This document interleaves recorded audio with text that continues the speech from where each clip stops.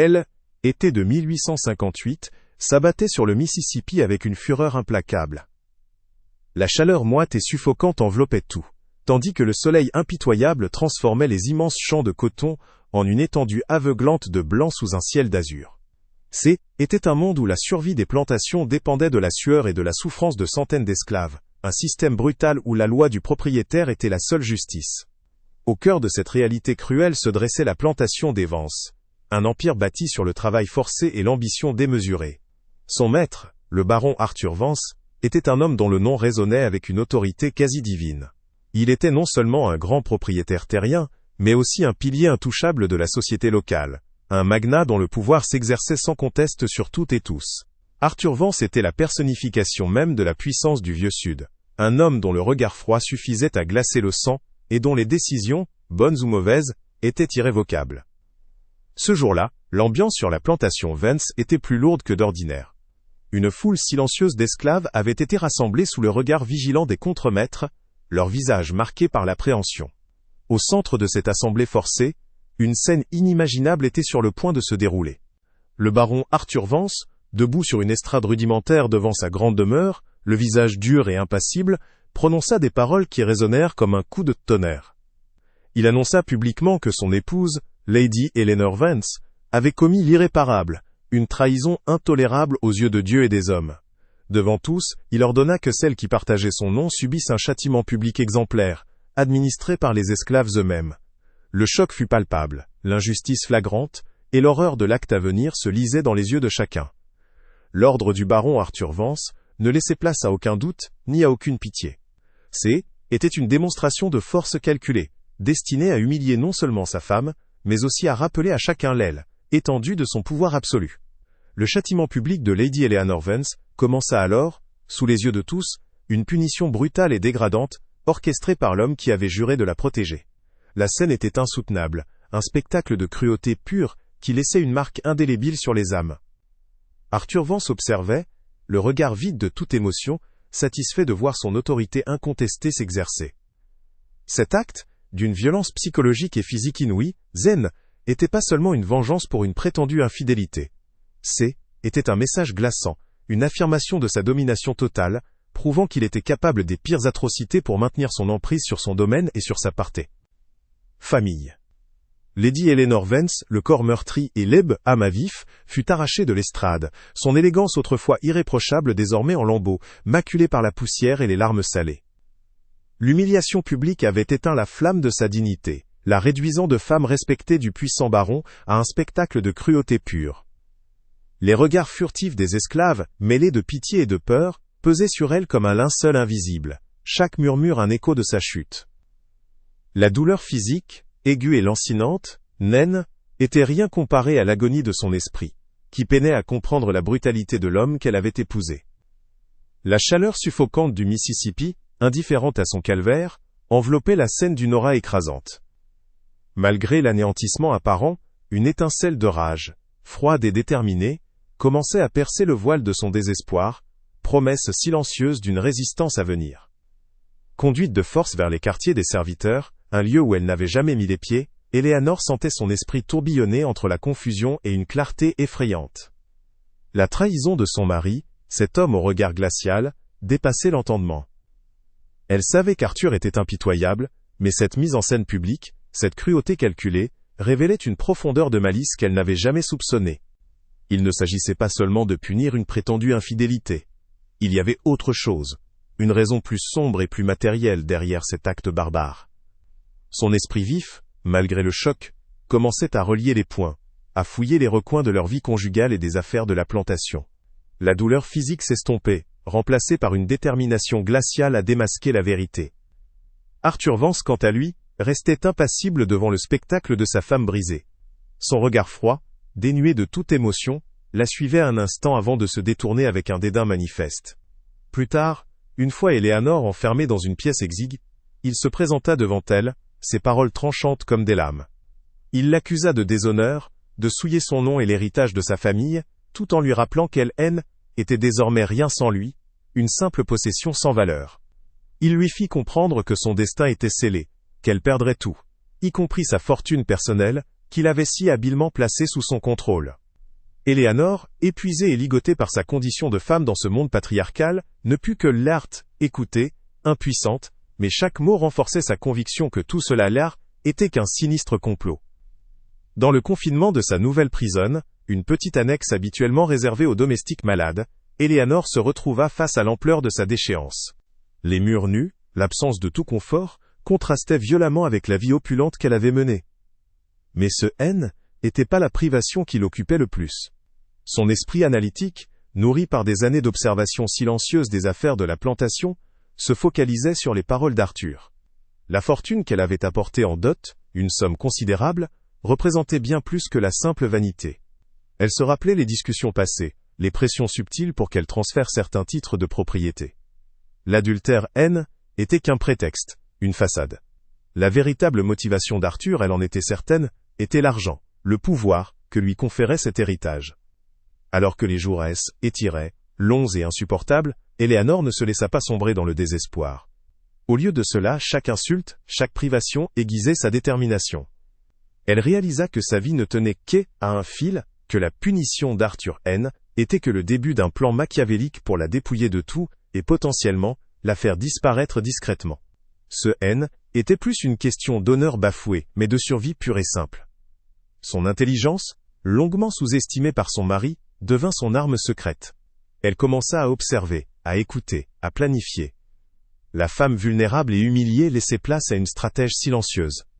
Le public devait ressentir l'indignation face à l'injustice, la compassion pour sa situation, mais aussi une curiosité pressante pour la manière dont Éléanore, malgré tout, allait se relever. Arthur Vance, loin de se satisfaire de l'humiliation publique et de l'isolement de son épouse, résolut de parachever sa vengeance avec une cruauté calculée. Dès l'aube du jour suivant, des contremaîtres se présentèrent à l'annexe où Éléanore était retenue. Sans un mot, ils lui arrachèrent les quelques lambeaux de son ancienne vie, ses vêtements élégants, et ses modestes effets personnels, les remplaçant par une tunique de toile grossière, rapiécée, et imprégnée de l'odeur âpre de la sueur. Ce fut un geste symbolique, mais d'une brutalité implacable, la réduisant de femme du baron, à une simple propriété, une esclave de plus sur ses terres.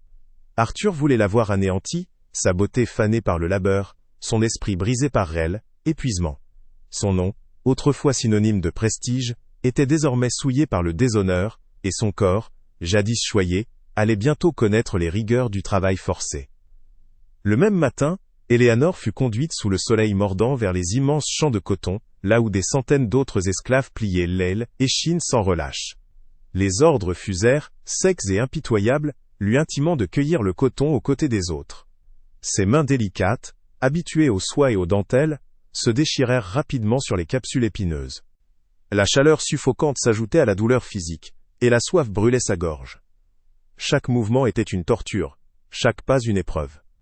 Les regards des autres esclaves, mêlés de surprise et d'une compassion silencieuse, ne faisaient qu'accentuer son sentiment d'étrangeté et de profonde injustice.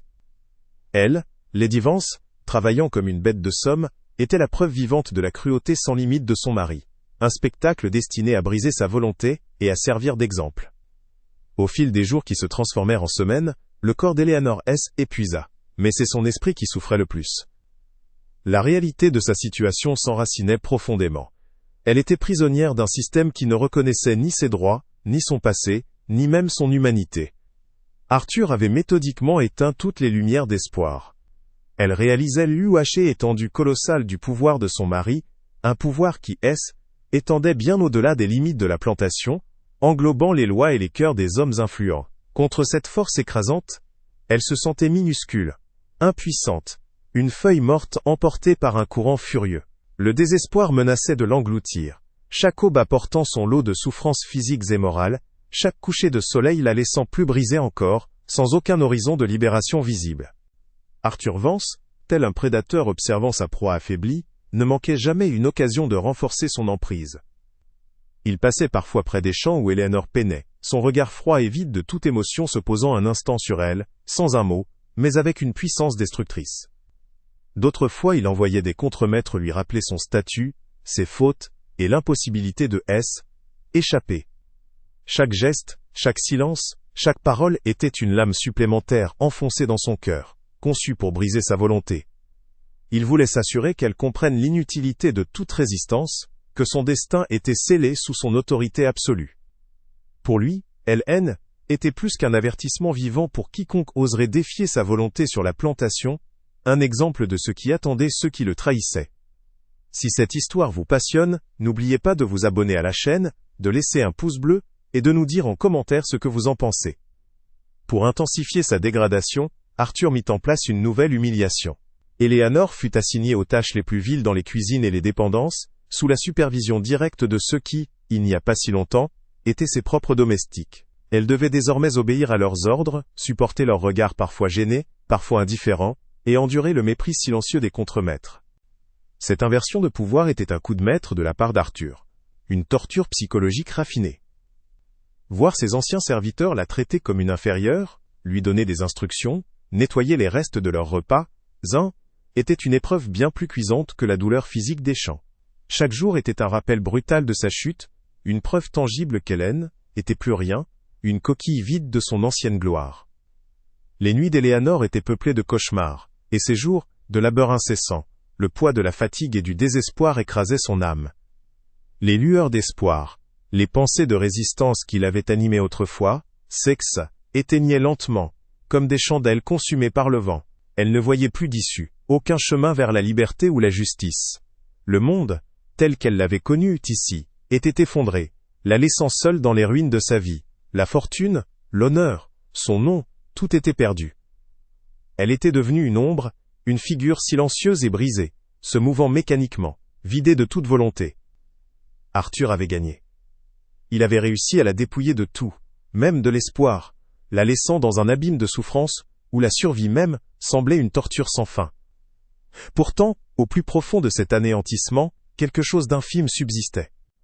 Tandis qu'elle écoutait, sans y prêter attention, les murmures des autres esclaves le soir, des bribes de conversation sur les affaires de la plantation, les allées et venues d'Arthur, les rumeurs des récoltes, s'imprégnaient dans son esprit engourdi.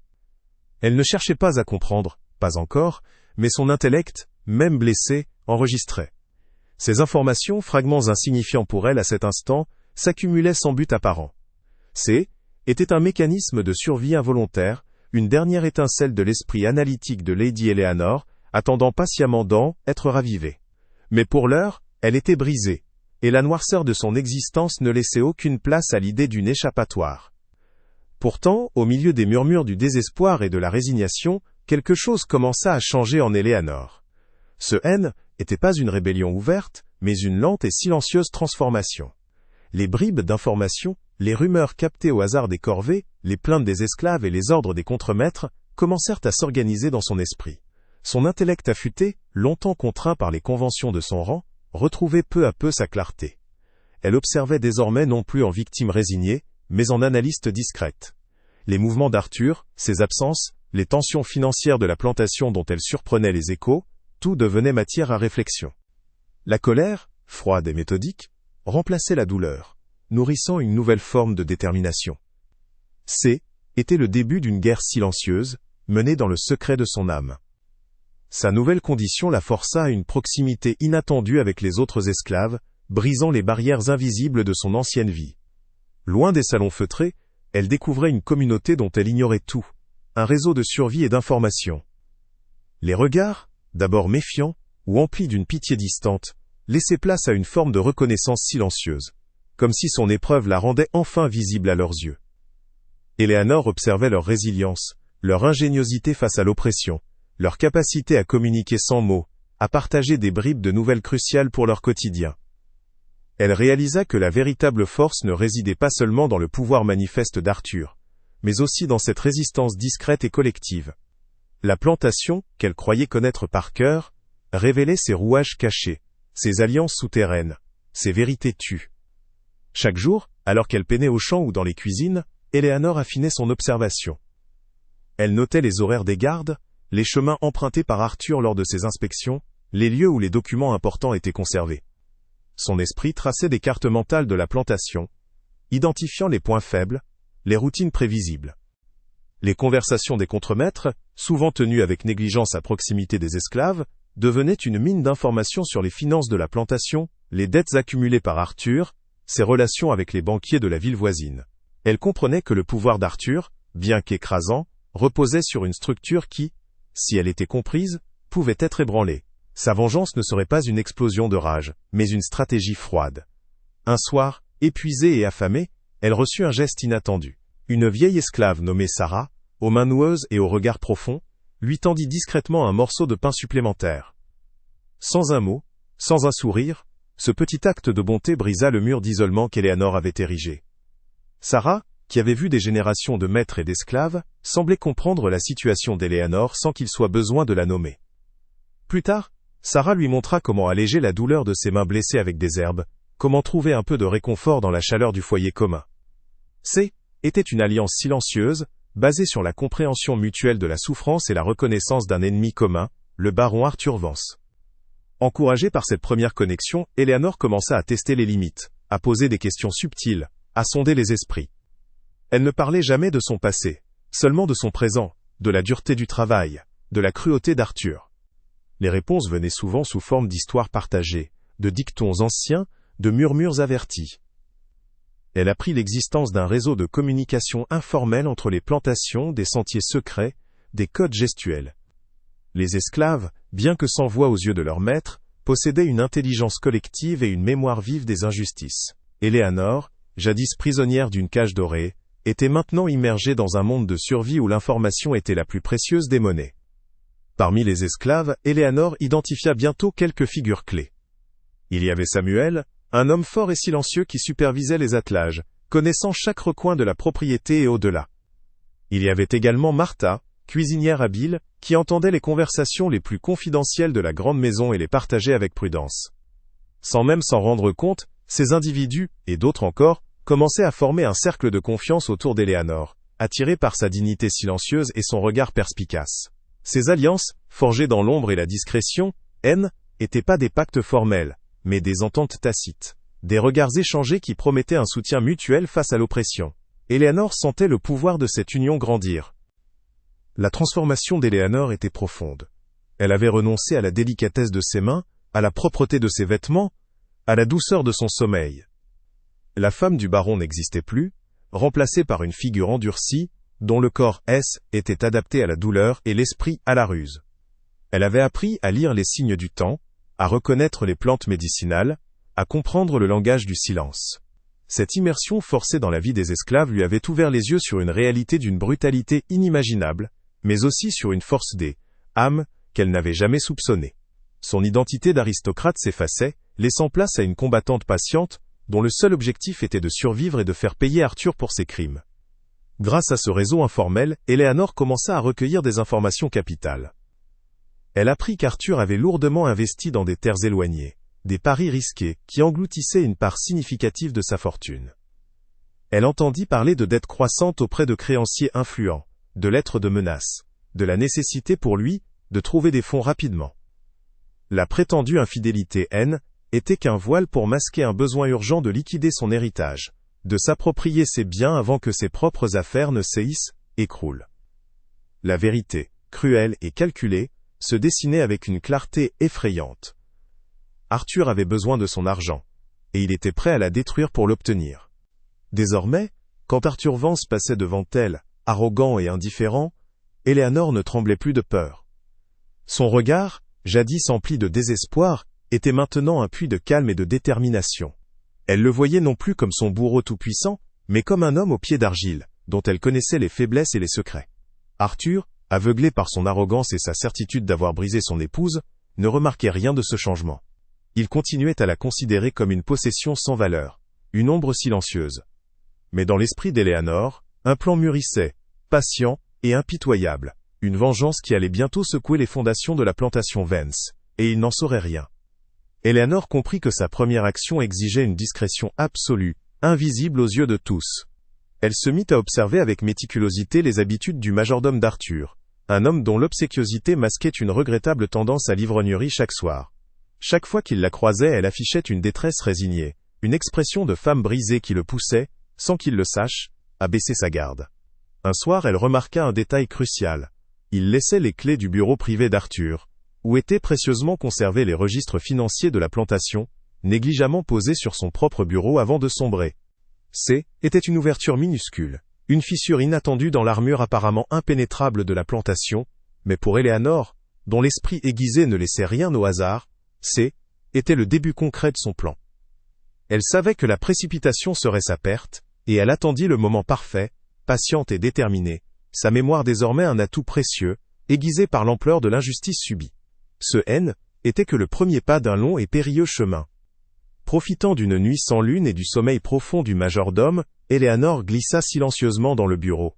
Ses mains, autrefois délicates, étaient endurcies, et étaient désormais capables d'une agilité surprenante. Elle n'avait que quelques minutes. Son objectif N était pas de voler, mais d'observer et de mémoriser. Les registres révélaient l'ampleur des dettes d'Arthur, ses investissements imprudents dans des chemins de fer lointains et des terrains marécageux, et les menaces de saisie de plusieurs créanciers. Le baron, dans son arrogance aveugle, avait laissé ces documents à portée de main, sûr que personne n'oserait les toucher, et encore moins les comprendre. Il se croyait intouchable, son épouse brisée incapable du moindre calcul. Cette certitude était sa plus grande faiblesse, et Eleanor l'exploitait avec une froide détermination. Elle referma les cahiers avec soin, son esprit déjà en train de tisser les fils d'une toile mortelle. Avec ces informations cruciales, Eleanor commença à activer son réseau. Elle confia à Sarah, la vieille esclave, des messages codés à transmettre. Par l'intermédiaire de Samuel, l'homme aux attelages, elle fit circuler des rumeurs subtiles sur les difficultés financières d'Arthur, des chuchotements qui se propagèrent comme une traînée de poudre parmi les esclaves, et, inévitablement, atteignirent les oreilles des contremaîtres. Martha, la cuisinière, fut chargée de laisser traîner des documents financiers secondaires, oubliés, dans la grande cuisine, où les serviteurs pouvaient les voir, et amplifier les doutes. Ces actions N n'étaient pas des sabotages directs, mais des manipulations d'informations, visant à semer l'incertitude et à éroder la confiance autour d'Arthur. Chaque rumeur, chaque regard échangé, était un grain de sable dans la machine bien huilée de la plantation, un petit acte de résistance coordonné par l'ancienne Lady Vance. Le plan d'Eleanor prenait forme. Elle savait qu'Arthur, pour couvrir ses dettes croissantes, cherchait désespérément à vendre une partie des terres les plus fertiles de la plantation, celle qu'elle avait apportée en dot, et dont la vente nécessitait théoriquement sa signature. En manipulant les informations, elle commença à dévaloriser ces parcelles aux yeux des éventuels acheteurs. Grâce à Samuel, elle fit passer le mot que certaines zones étaient infestées de maladies, ou que les rendements étaient en baisse, des mensonges habilement entremêlés de vérité. Les potentiels acquéreurs, alertés par ces bruits, devenaient plus méfiants, exigeant des prix plus bas, ou reculant purement et simplement. Arthur, de plus en plus pressé par ses créanciers, se retrouvait dans une impasse, incapable de liquider rapidement ses biens pour éponger ses dettes. Un jour, Arthur reçut une lettre d'un acheteur potentiel se désistant à la dernière minute, citant des rumeurs persistantes sur la qualité des terres. Son visage, habituellement impassible, trahit un instant de fureur. Eleanor, qui écoutait discrètement depuis les cuisines, ressentit un frisson de satisfaction. Ce N était qu'une petite victoire, mais elle était tangible. Arthur ne pouvait pas imaginer que sa femme, qu'il croyait brisée et ignorante des affaires, était à l'origine de cette entrave. Il attribua cela à la malchance ou à la jalousie de ses rivaux. Cette réussite, bien que minime, valida la stratégie d'Eleanor. Elle savait qu'elle était sur la bonne voie, que les fondations du pouvoir d'Arthur commençaient à vaciller sous le poids de ses propres faiblesses et des coups invisibles qu'elle lui portait. Arthur, loin de soupçonner la main invisible d'Eleanor, redoubla d'arrogance. Convaincu que ses malheurs financiers N étaient que des revers temporaires, il resserra la vis sur les esclaves, augmentant les cadences de travail et réduisant les rations, espérant compenser ses pertes par une production accrue. Il ordonna même la vente de plusieurs jeunes esclaves pour apaiser ses créanciers les plus pressants. Une décision cruelle, mais, selon lui, nécessaire. Dans son esprit, il restait le maître absolu, et Eleanor N était qu'une ombre silencieuse, un trophée de son pouvoir. Il ne voyait pas que chacun de ses actes, motivé par la panique et l'orgueil, alimentait la colère de son personnel et renforçait la résolution d'Eleanor. Sa cécité était totale, et son assurance, une épée à double tranchant qu'elle s'apprêtait à retourner contre lui. Eleanor intensifia son effort. Elle commença à manipuler les documents qu'elle avait vus dans le bureau, remplaçant subtilement des chiffres, créant des pistes de fausses dépenses qui, une fois découvertes, pourraient semer la confusion dans les comptes d'Arthur. Chaque soir, elle revoyait mentalement les plans de la plantation, identifiant les points où elle pourrait frapper encore plus fort, là où la douleur serait maximale.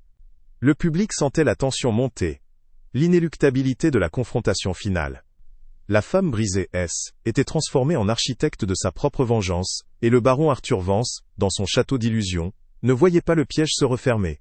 La scène était prête pour la grande révélation, et l'attente devenait presque insupportable, promettant un dénouement mémorable et juste.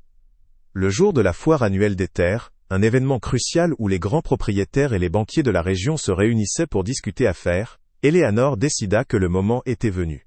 Arthur, pressé par ses créanciers, était désespéré de vendre ses parcelles les plus précieuses.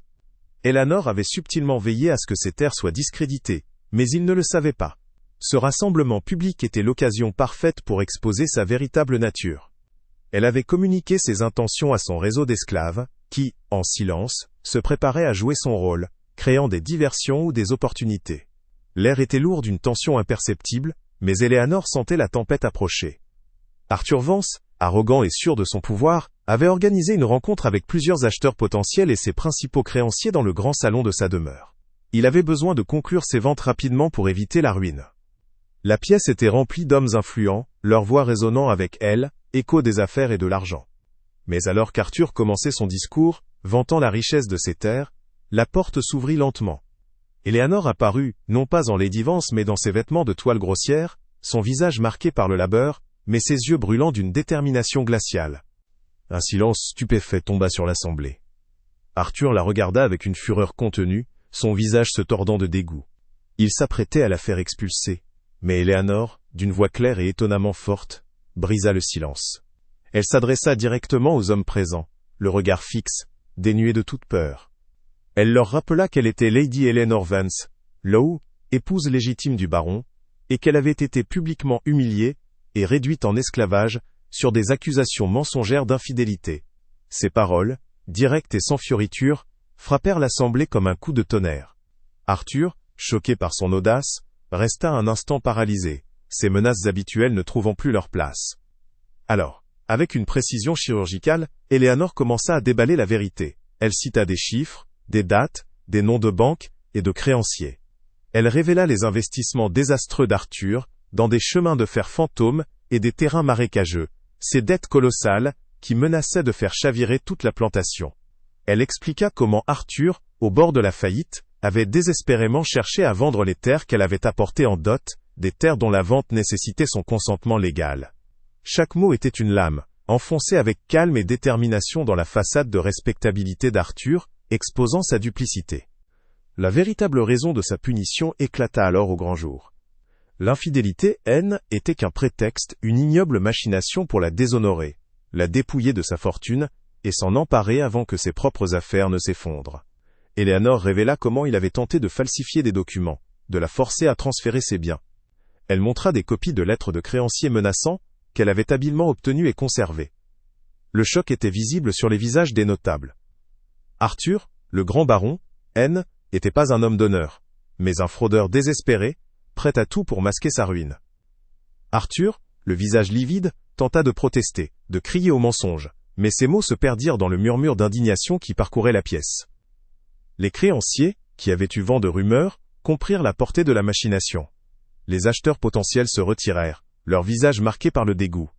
Le réseau d'Eleanor, silencieusement, avait fait son travail. Les esclaves, postés aux fenêtres, écoutaient, un sentiment de justice commençant à poindre dans leur cœur meurtri. Arthur avait tout perdu en quelques minutes, non pas par la force, mais par la vérité implacable. L'image du baron Arthur Vance, autrefois intouchable, s'effondrait. Sa réputation était en lambeaux, ses dettes exposées, sa cruauté dévoilée. Les hommes influents, qui formaient jadis son cercle, se détournaient de lui, ne voyant plus qu'un homme ruiné et déshonoré. Eleanor, debout au milieu de cette débandade, sentait une satisfaction froide et profonde. La vengeance était pas un coup de poignard, mais la destruction méthodique de tout ce qu'il avait construit. Arthur Vance, le tyran, était tombé, non pas sous les coups d'une armée, mais sous le poids de ses propres mensonges, orchestrés par la femme qu'il avait cru briser. Suite à la chute spectaculaire d'Arthur Vance, Eleanor ne s'attarda pas dans les ruines de son passé. Elle récupéra sa fortune et sa liberté, mais surtout, elle prit le contrôle de la plantation, non pas comme une maîtresse autoritaire, mais avec une vision radicalement différente. Son premier geste, un acte inouï pour elle, époque et la région, fut de libérer tous les esclaves qui l'avaient aidé, ainsi que ceux qui le désiraient. Elle leur offrit des parcelles de terre et les ressources nécessaires pour bâtir une nouvelle existence, loin de la servitude. Ce fut un choc pour la société environnante, mais Éléanore, dont la dignité avait été restaurée, était inébranlable. Elle transforma la plantation en un modèle de ferme coopérative, offrant un salaire juste, et l'accès à l'aile, éducation à ceux qui choisissaient de rester, et de travailler pour un avenir commun, prouvant que le vrai pouvoir résidait dans la justice et la compassion, et non dans l'oppression brute. La transformation de la plantation Vance, rebaptisée la ferme de l'espoir, devint un sujet de discussion et de controverse bien au-delà des rives du Mississippi. Certains propriétaires voisins la condamnèrent, craignant un précédent dangereux, tandis que d'autres, secrètement, admiraient son audace. Éléanore établit un système où les anciens esclaves, désormais libres, travaillaient en partenariat, partageant les bénéfices et les responsabilités.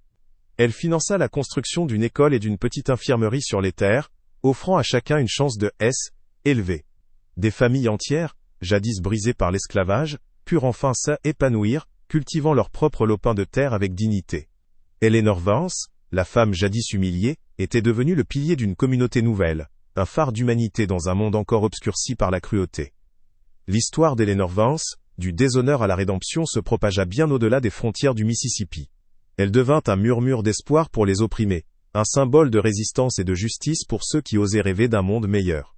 Son procès contre Arthur, qui fut finalement dépouillé de tous ses biens et banni de la société pour fraude et cruauté, fit jurisprudence, ouvrant des brèches dans les lois patriarcales et les abus de pouvoir. Bien que la lutte contre l'esclavage et l'injustice fût encore longue, l'audace d'Éléanore montra qu'une seule personne, même réduite au silence, pouvait faire trembler les fondations d'un système. Son nom, autrefois souillé par la calomnie, fut gravé dans les annales, comme celui d'une femme courageuse, qui, face à la plus grande des adversités, avait choisi la vérité et la dignité. L'héritage d'Eleanor Vance n'était pas seulement une plantation transformée ou une fortune récupérée. Était la preuve vivante que la vengeance la plus puissante n'est pas la violence, mais la vérité, la résilience, et la capacité à bâtir un monde plus juste sur les cendres de l'injustice. Sa vie nous enseigne que même dans les ténèbres les plus profondes, l'esprit humain peut trouver la force de se relever, de défier l'oppression, et de semer les graines d'un changement profond. Elle nous rappelle que le silence est parfois l'arme la plus dangereuse pour les tyrans, et que la justice, bien que lente, finit toujours par triompher. Si cette histoire de courage et de justice vous a touché, n'oubliez pas de vous abonner à la chaîne, de laisser un like et de partager vos réflexions en commentaire.